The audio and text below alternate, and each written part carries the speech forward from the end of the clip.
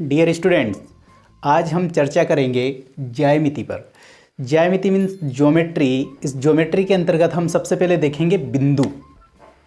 तो हमारा सबसे पहला जो टॉपिक है वो है बिंदु। बिंदु डेसिमल या पॉइंट भी इसको बोलते हैं। तो देखिए, बिंदु अगर हम किसी समतल पर या किसी कागज पर पेंसिल की पतली से पतली नोक को टिकाने पर जो आकृति बनती है उसे हम क्या कहते हैं? बिंदु कहते हैं। अब बिंदु के बारे में अगर हम देखते हैं तो एक आदर्श बिंदु वह होता है जिसकी ना तो मोटाई होती है, ना लंबाई होती है, ना चौड़ाई होती है। वह क्या कहलाता है? एक आदर्श बिंदु कहलाता है। जैसे अगर हम बिंदु लगा रहे हैं और बिंदु लगा रहे हैं, हम ऐसे ऐसे ऐसे ऐसे अगर इसको कर रहे हैं तो यह बिंदु नहीं है। फिर हमारा एक आदर्श बिंदु की परिभाषा ये यहाँ पर नहीं होगी। तो ये हो गया हमारा बिंदु। अब देखिए, अगर हम इस बिंदु को ऐसे ऐसे पास में लगाते जाएं तो ये ऐसे आगे बढ़ता जाता है।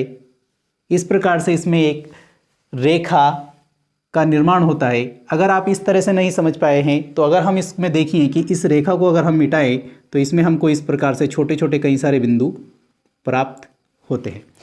तो यानी कि किसी गतिशील बिंदु का बिंदुपथ क्या कहलाता है? रेखा कहलाता है। बिंदुपथ मतलब उसका रास्ता, कोई ऐसा बिंदु जो चलता हुआ है, गतिशील है, मतलब स्थिर नहीं है, तो उसको क्या बोलेंगे? हम गतिशील बिंदु बोलेंगे। और वह जिस रास्ते पर चलेगा वह रास्ता उसका क्या कहलाएगा? एक रेखा कहलाएगी। यानी कि जो रेखाएं जो है वो किससे मिलकर बनती है? बिंदुओं से मिलकर बनती हैं।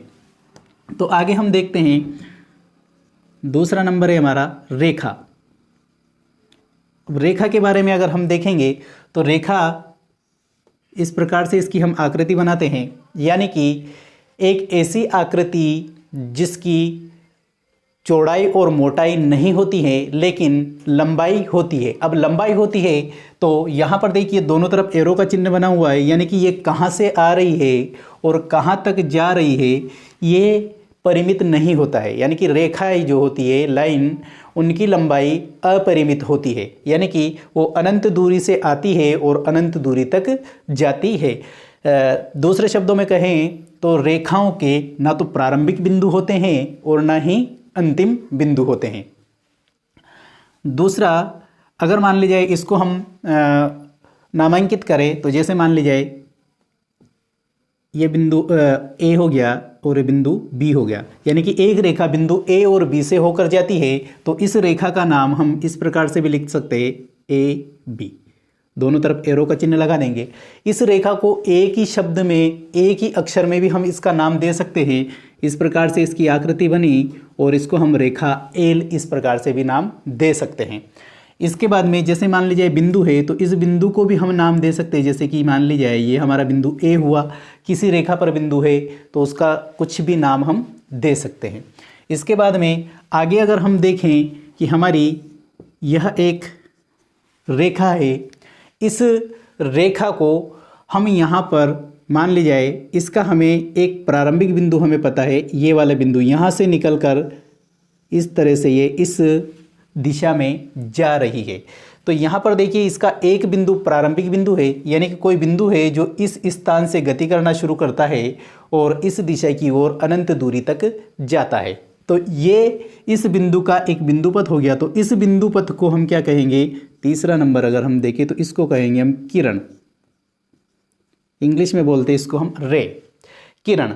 अब मान लीजिए यह है बिंदु ए से होकर, ए से प्रारंभ होकर बिंदु बी से होते हुए अनंत दूरी तक जा रही है। तो इस किरण का नाम हम देंगे तो इसको क्या लिखेंगे? ए बी, और एक तरफ इसमें हम तीर का चिन्ह लगा देंगे। यानी कि इसका किरण का प्रारंभिक बिंदु होता है किंतु अंतिम बिंदु नहीं होता है। इसके बाद में अगर हम देखें कि ये एक रेखा है जो कि अनंत दूरी तक से आ रही है और अनंत दूरी तक जा रही है, इसमें हम कोई टुकड़ा काट कर निकाल लेते हैं इसका, ये जिसका नाम दे देते हैं हम ए और बी। यानी कि ये जो टुकड़ा है ए बिंदु से प्रारंभ होता है और बी बिंदु तक जाता है। तो इसको हम क्या कहेंगे? एक रेखा का एक टुकड़ा है, एक खंड है, तो इसको हम क्या कह देंगे? रेखा खंड। तीसरी चीज हमारे पास आती है, चौथी, रेखाखंड। रेखाखंड जैसे कोई बिंदु ए से एक बिंदु गति करता है और स्थान बी तक जाता है, इसके द्वारा तय की गई दूरी को हम क्या कहेंगे? रेखाखंड कहेंगे। इसका अगर हम नाम दें तो इसको नाम दे देंगे हम रेखाखंड ए बी। दोनों तरफ इसमें प्रारंभिक बिंदु भी होता है और अंतिम बिंदु भी होता है। इसकी एक निश्चित लंबाई होती है। किसकी निश्चित लंबाई होती है? रेखाखंड की एक निश्चित लंबाई होती है। अब देखिए, जैसे मान ली जाए एक रेखा इस दिशा से होकर इधर जा रही है, कोई दूसरी रेखा इसके ऊपर इस प्रकार से निकल जाती है ना? तो ये रेखाएं क्या कहलाती है? प्रतिच्छेदी रेखाएं। दूसरी बात, कोई किरण इस दिशा में जा रही है और इसी बिंदु से कोई दूसरी किरण इस दिशा में जा रही है, ये इनका एक उभयनिष्ठ बिंदु है। यहाँ पर भी देखिए, यहाँ पर भी इस बिंदु से अगर माना जाए तो ये एक किरण हो गई, ये भी एक किरण हो गई। इसी प्रकार से इधर भी ये दो किरणें हो गई। इनके ये उभयनिष्ठ बिंदु के बीच में जो झुकाव जो बनता है, इस झुकाव को हम क्या कह देंगे? यहाँ पर कोण बोल देंगे। इसी प्रकार से यहाँ पर भी इन दो किरणों के बीच के झुकाव को भी हम क्या बोलेंगे? कोण बोलेंगे। इसके बाद में अगर आप देखेंगे, ये रेखाखंड है, कोई एक रेखाखंड है जिसकी लंबाई है 4 सेंटीमीटर। इसी पर कोई दूसरा रेखाखंड है जो इसको प्रतिच्छेद करता है, या किसी एक बिंदु से होकर, उसी बिंदु से होकर कोई दूसरा रेखाखंड भी जाता है, तो इन दोनों के बीच के झुकाव को भी हम क्या कहेंगे? कोण कहेंगे।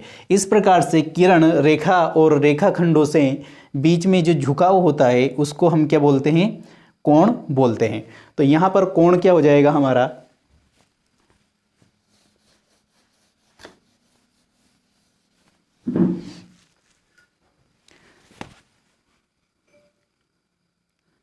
पांचवी चीज आ जाएगी हमारी कोण। अब देखिए, कोण क्या हो जाएगा हमारा कि कोई भी दो किरण रेखाखंड या रेखाओं के किसी प्रतिच्छेद बिंदु पर जो झुकाव होते हैं उसको हम क्या कहते हैं? कोण कहते हैं। और कोण का चिन्ह इस प्रकार का होता है। अब कोण के भी कुछ प्रकार होते हैं, वो हम नेक्स्ट पार्ट में पढ़ेंगे। इससे पहले हम देखते हैं यहाँ पर कि अब जो ये रेखाएं हैं, रेखाखंड है और किरण जो है, इनके भी कुछ प्रकार होते हैं। जैसे मान ली जाए, हम देखते हैं, अभी देखा है हमने, अगला इसका पार्ट देखते हैं, छठा नंबर 6 पर देखिए, जब दो रेखाएं एक दूसरे से समान दूरी पर गति करती रहती है तो इनको क्या बोलते हैं? समांतर रेखाएं बोलते हैं। ऐसी कंडीशन में अगर दो रेखाएं हो तो उसको समांतर रेखाएं बोलेंगे। ऐसी कंडीशन में दो रेखाखंड हो तो वो समांतर रेखाखंड होंगे। रेखाखंड जब हम आकृतियां पढ़ेंगे, चतुर्भुज, त्रिभुज, बहुभुज, है ना, तो वहाँ पर चतुर्भुज में उसकी भुजाएं हो जाएगी। तो भुजाएं के बीच में अगर बराबर दूरी रहेगी तो समांतर भुजाएं हो जाएगी। तो यहाँ पर हम रेखाओं से ही रेखाओं के ऊपर ही चर्चा करते हैं। तो इन रेखाओं को हम क्या कहेंगे? समांतर रेखाएं। तो छठा नंबर पर हमें क्या प्राप्त होती है? समांतर रेखाएं। ठीक, ये हो गई हमारी समांतर रेखाएं। अगर हम इसको एल देते हैं और इसको एम नाम देते हैं तो इसको हम इस प्रकार से डिनोट करेंगे, एल समांतर एम। रेखा एल और एम जो है वो क्या है? समांतर हैं। 7वां नंबर देखिए आप, अगर हमारे पास एक रेखाखंड है जिसका नाम है, कोई एक रेखाखंड है, कोई भुजा, इसका नाम है ए बी। दूसरी भुजा है जो इसके साथ में 90 डिग्री का कोण बनाती है। बिंदु सी पर ये सी डी एक भुजा है। तो ये यहाँ पर इसके साथ में 90 डिग्री का कोण बना रही है। तो ये क्या हो जाएगी? इसके ऊपर लंब हो जाएगी। तो सी डी लंब क्या हो जाएगी? ए बी पर। तो ऐसी कंडीशन में ये इनको क्या कहते हैं हम, लंबवत रेखाखंड या लंबवत भुजाएं। या अगर इसमें ये अगर रेखाएं हैं तो ये एक दूसरे के ऊपर लंब हो गई, है ना। तो इसका नाम अगर हम P दें और इसका नाम Q दें तो रेखा Q लंब हो जाएगी किस पर, P पर। तो ये लंबवत रेखाएं या लंबवत भुजाएं या लंबवत रेखाखंड हमारी हो गई। इसमें हम एक चीज़ और देखते, 8वां। अब देखिए इसमें कि जैसे मान ली जाए एक रेखा L है और एक रेखा M है, दोनों एक दूसरे को किसी बिंदु पर काटती है, तो इनको बोलेंगे हम प्रतिच्छेदी रेखाएं। 8वां नंबर पर कौन सी रेखा हो गई हमारी, प्रतिच्छेदी रेखाएं। अब देखिए हमने यहाँ पर रेखाओं के सबसे पहले हमने क्या पढ़ा, बिंदु, फिर पढ़ा हमने रेखाएं, किरण, रेखाखंड और इनसे इनके झुकाव से बनने वाला कोण, उसके बाद में समांतर रेखाएं, लंब रेखाएं और प्रतिच्छेदी रेखाएं। अब देखिए रेखाखंड से हमें क्या क्या चीज़ें प्राप्त होती है और बिंदु हमें कहाँ कहाँ देखने को मिलते हैं, इसके बारे में थोड़ा सा देखते हैं। देखिए बिंदु, तो यहाँ पर अगर हम देखते हैं कि जैसे इस बिंदु को नाम दे देते हैं हम बिंदु O, तो रेखा L और M किस बिंदु पर प्रतिच्छेद कर रही है, O बिंदु पर प्रतिच्छेद कर रही हैं। दूसरी चीज़ अगर हम यहाँ पर देखते हैं कि CD जो है AB पर कौन से बिंदु पर लंब है, बिंदु C पर लंब है। इसी प्रकार से रेखा P और Q किस बिंदु पर एक दूसरे से लंब है, तो यहाँ पर हम बिंदु O नाम दे सकते हैं इसको। इस प्रकार से हम बिंदुओं की पहचान करते हैं कि बिंदु आखिर होते कहाँ पर है। अब इसके बाद में हम देखेंगे कि रेखाखंड से किस किस प्रकार की आकृतियाँ बनती है, उन आकृतियों के बारे में हम यहाँ पर चर्चा करेंगे। देखिए हमने जो बिंदु जो पढ़ा था अभी, उस बिंदु के बारे में हम यहाँ पर देखते हैं। तो मान लेते हैं यह कोई एक बिंदु है जिसका नाम है O, और इस बिंदु से कुछ दूरी पर एक बिंदु है जो कि एक निश्चित दूरी से, इस बिंदु से निश्चित दूरी से इस प्रकार से ये गति करता रहता है। तो इस गतिशील बिंदु का ये जो पथ जो होता है, गतिशील बिंदु का बिंदु पथ जो होता है, ये क्या कहलाता है, इसका पहली चीज क्या बनी इसमें, वृत्त। क्या कहलाता है, वृत्त कहलाता है। इसको अंग्रेजी में सर्कल बोलते हैं। तो देखिए इसमें क्या क्या चीज़ें होती है, हम अभी सिर्फ एक सामान्य रूप में देखते हैं कि ये जो होता है ये इसका केंद्र होता है जिसको O से प्रदर्शित करते हैं। इसके बाद में ये वाला जो बिंदु पथ होता है, इस बिंदु का जो पथ होता है इसको बोलते हैं परिधि। क्या बोलते हैं, परिधि। ये इसकी क्या कहलाती है, वृत्त की परिधि कहलाती है। इसके बाद में देखिए ये वृत्त की परिधि हो गई। फिर ये वाला जो बचा हुआ जो भाग होता है, जो इस केंद्र से परिधि तक की दूरी, ये क्या कहलाती है, वृत्त की त्रिज्या कहलाती है। त्रिज्या कहलाती है। इसको R से प्रदर्शित करते हैं। इसके बाद में हम इसकी वृत्त के बारे में और भी चीज़ें पढ़ेंगे, लेकिन इन आकृतियों को हम फिर दोबारा पढ़ेंगे नेक्स्ट पार्ट में। यहाँ पर बिंदुओं, रेखाओं, भुजाओं और कोणों के द्वारा बनने वाली हम आकृतियों को पढ़ रहे हैं सिर्फ। तो इसके बारे में विस्तार से चर्चा फिर हम अगले पार्ट में करेंगे। तो देखिए इसके बाद में अगर मान लेते हैं हम अगली आकृति बनने वाली है दूसरी, तो दूसरी आकृति भुजाओं से।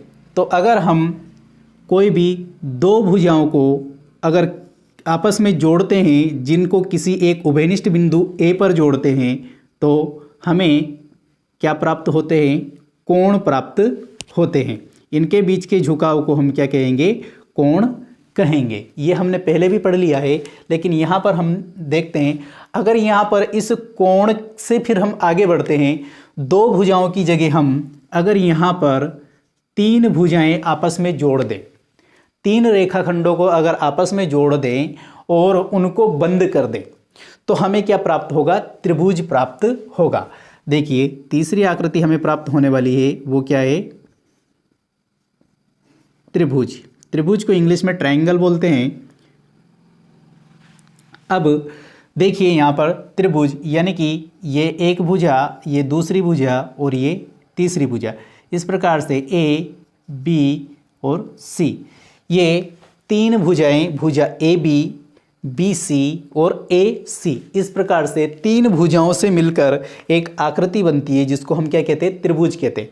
इसमें थोड़ा सा और, जैसे तीन भुजाएं हैं, एक, दो और तीन, ये भी तीन भुजा हो गई, ए बी सी और ये डी, भुजा ए बी, बी सी और सी डी।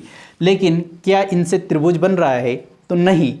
तो इसका आंसर हमारे पास ये है कि इसको और तरीके से अगर इसको परिभाषित करें कि त्रिभुज किसे कहते हैं, तो तीन भुजाओं से बंद आकृति क्या कहलाती है? त्रिभुज कहलाती है।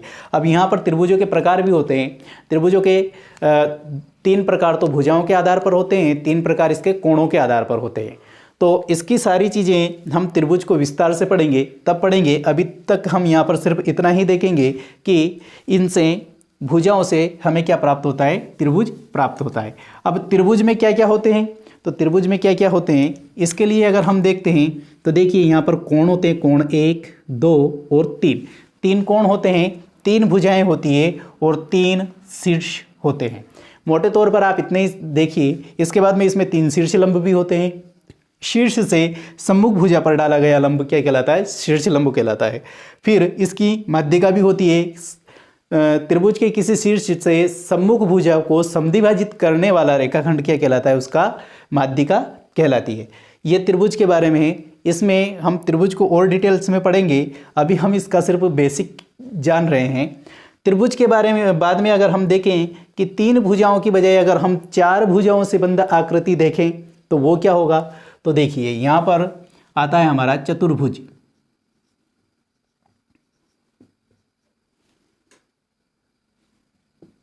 चार नंबर पर देखेंगे हम चतुर्भुज। अब चतुर्भुज में क्या होता है? चतुर्भुज में यानी कि ऐसी आकृति जो चार भुजाओं से बंध हो। तो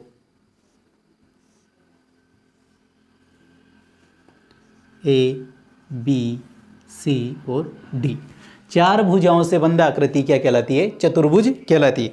अब देखिए यहाँ पर चतुर्भुज के भी प्रकार होते हैं, वर्ग, आयत, समचतुर्भुज, समांतर चतुर्भुज, समलंब चतुर्भुज और पतंग होती है। तो ये पांच प्रकार से चतुर्भुजों के भी होते हैं। तो यहाँ पर चतुर्भुज को भी हम डिटेल में पढ़ेंगे, तब इसके बारे में सारी जानकारी पढ़ेंगे।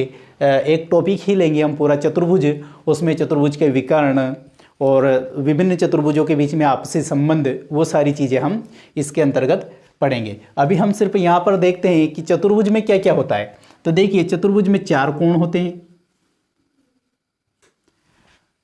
चार शीर्ष होते हैं और चार भुजाएं होती है, 1, 2, 3 और 4। इस प्रकार से ये होता है हमारा चतुर्भुज। चतुर्भुज के बाद में अगर पांच भुजाएं हो तो क्या हो जाएगा? पंचभुज हो जाएगा। अब देखिए यहाँ पर थोड़ा सा त्रिभुज, तो त्रिभुज में जो तीन कोण होते हैं, कोण 1, 2 और 3, इन तीनों कोणों का योग कितना होता है? 180 डिग्री होता है। और चतुर्भुज में जो चार कोण होता है, 1, 2, 3 और ये 4, इन चारों कोणों का योग होता है 360 डिग्री। और यहाँ पर जो ये वृत्त हैं, इस वृत्त के केंद्र पर बनने वाले सभी कोणों का योग कितना होता है? 360 डिग्री। अब देखिए यहाँ पर ये जो त्रिभुज है, इसमें बाहर भी कोण बनाए जा सकते हैं इन भुजाओं को आगे बढ़ाकर, इस प्रकार से। तो ये बाहर बनने वाले कोण क्या कहलाते हैं? बाह्य कोण कहलाते हैं। तो किसी भी आकृति के समस्त बाह्य कोणों का योग 360 डिग्री होता है। चतुर्भुज के भी चारों बाह्य कोणों का योग 360 डिग्री होगा, 360 डिग्री। और त्रिभुज के भी समस्त बाह्य कोणों का योग यानी कि तीनों बाह्य कोणों का योग कितना होगा? 360 डिग्री होगा। इस प्रकार से देखिए हमने यहाँ पर देखा है कि रेखाएं, बिंदु और रेखाखंड, इनकी सहायता से हम कुछ जो आकृतियां बना सकते हैं, उन आकृतियों को, ये सरल आकृतियां हैं, है ना, इस समतल पर बनाई जा सकने वाली सरल आकृतियां हैं, इनके बारे में हमने जाना है। इसके बाद में हम कुछ 2D 3D आकृतियाँ भी पढ़ेंगे। तो जैसे घन, घनाभ, गोला, शंकु और बेलन, इनके बारे में भी जानकारी लेंगे। पहले हम ये जो सरल जो आकृतियाँ हैं इनके प्रकारों को और इन चीज़ों को थोड़ा विस्तार से समझेंगे। फिर इसके बाद में हम बाकी की आगे की चीज़ें पढ़ेंगे। अभी यहाँ पर हम वो जो चीज़ें हैं उनके बारे में थोड़ी सी जानकारी देख लेते हैं। जैसे इसके बाद में हम देखते हैं घन। अब देखिए, चतुर्भुज में एक आकृति होती है वर्ग, जिसकी चारों भुजाएं बराबर होती हैं और चारों कोण समकोण होते हैं। तो घन जो होता है वो 6 वर्गाकार फलकों से मिलकर बनाई जा सकने वाली एक आकृति होती है। यानी कि घन एक ऐसी आकृति है जिसके 6 फलक वर्गाकार होते हैं। अब देखिए, इसमें कुल भुजाओं की संख्या अगर हम देखें तो यहाँ पर टोटल 12 भुजाएं होती है और यहाँ पर कोणों की संख्या अगर हम देखें तो इसमें टोटल 8 कोण होते हैं और इसमें पार्श्व फलकों की अगर हम संख्या देखें तो इसमें 6 वर्गाकार फलक होते हैं। इसके बाद में अगली आकृति के बारे में अगर हम देखते हैं तो वो होता है हमारा घनाभ। अब घनाभ क्या होता है, इनके बारे में बाकी जो अन्य जो चीज़ें, इनके सूत्र और अन्य जो जानकारी है वो हम पहले वृत्त को डिटेल से पढ़ेंगे, फिर त्रिभुज को डिटेल से पढ़ेंगे, चतुर्भुजों को डिटेल से पढ़ेंगे। इसके बाद में हम फिर द्विविमीय आकृतियों पर आएंगे, वहाँ पर घन घनाभ को पढ़ेंगे, इनके सूत्रों के बारे में चर्चा करेंगे और फिर शंकु, बेलन और शंकु का छिन्नक, खोखला, बेलन, गोला, इनको पढ़ेंगे। घनाभ, घनाभ में क्या होता है, जैसे हमने आयत पढ़े हैं तो ऐसे 6 आयताकार फलकों से बनने वाली आकृति क्या कहलाती है, घनाभ कहलाती है। घनाभ में भी वही 12 भुजाएं, 8 कोण और 6 आयताकार फलक होते हैं। इसके बाद में हमारी अगली जो आकृति होती है वह आकृति क्या कहलाएगी, शंकु अगर हम ले लेते हैं। इसके बाद में शंकु, तो शंकु इस प्रकार की आकृति बनती है जिसका आधार वृत्ताकार होता है और इसका एक शीर्ष होता है और इसमें वृत्ताकार भाग में एक त्रिज्या होती है और इस वाली लंबाई को तिर्यक लंबाई L बोलते हैं, इस लंबाई को सीधी लंबाई H बोलते हैं। एक आकृति और पढ़ते हैं हम, वो होता है हमारा बेलन। बेलन इंग्लिश में इसको बोलते हैं सिलेंडर और इसको कोन बोलते हैं। और सिलेंडर यानी कि अगर हम हमारी सामान्य भाषा में देखें तो पाइप ही हमारा बेलन है और यही हमारा सिलेंडर है। इसमें 2 वृत्ताकार भाग होते हैं और एक सीधा पार्श्व भाग इसमें पाया जाता है। इसकी भी हम डिटेल्स से चर्चा जब इसको अकेला सिंगल पढ़ेंगे तब करेंगे। इसके बाद में अगली आकृति होती है हमारी 9। ये आकृति है हमारी गोला। गोला, लड्डू, गेंद, कुछ भी आप इसको बोल सकते हैं। यहाँ पर इसमें और इसमें अंतर है। यहाँ पर इसको अगर देखें तो आप साइकिल का पहिया का इसका उदाहरण ले सकते हैं, गोल प्लेट का उदाहरण ले सकते हैं, लेकिन यहाँ पर इसको हम साइकिल का पहिया नहीं बोल सकते।